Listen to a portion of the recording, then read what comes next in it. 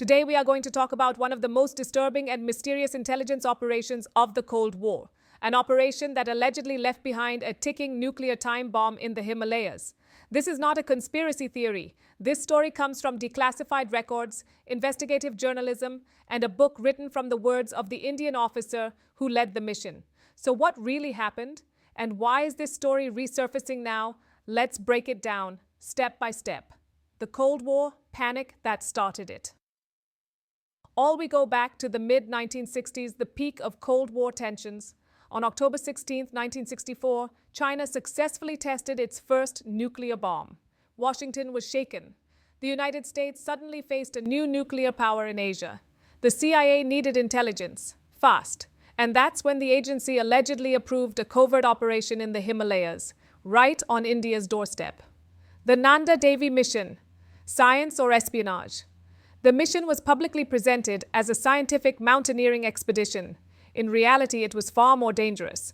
The target, Nanda Devi, a 7,434-meter Himalayan peak in India's Uttarakhand state, perfect for spying on Chinese missile tests.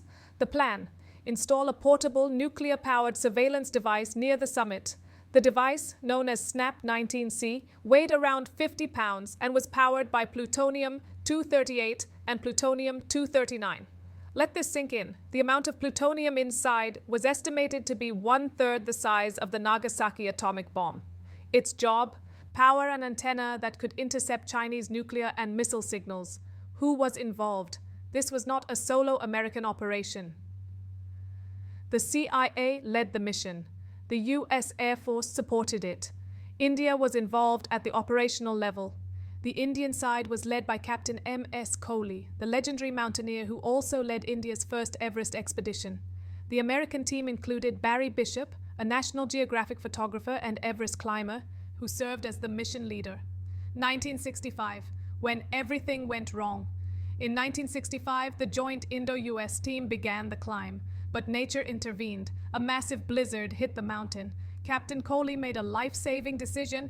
He ordered the team to abandon the device at base camp, storing it inside an ice cave with plans to retrieve it later.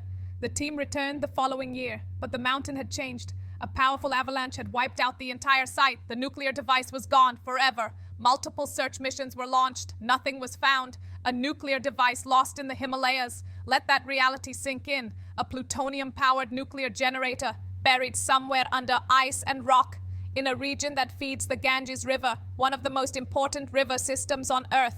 Millions depend on it for drinking water, agriculture, and survival. Scientists warn plutonium is extremely toxic. If released suddenly, it could contaminate local ecosystems. Worst-case scenario, if recovered by extremists, it could be used as a dirty bomb. The cover-up allegations, the story remained hidden for years. Then in 1978, an American journalist broke the story after documents were declassified. Public outrage erupted in India.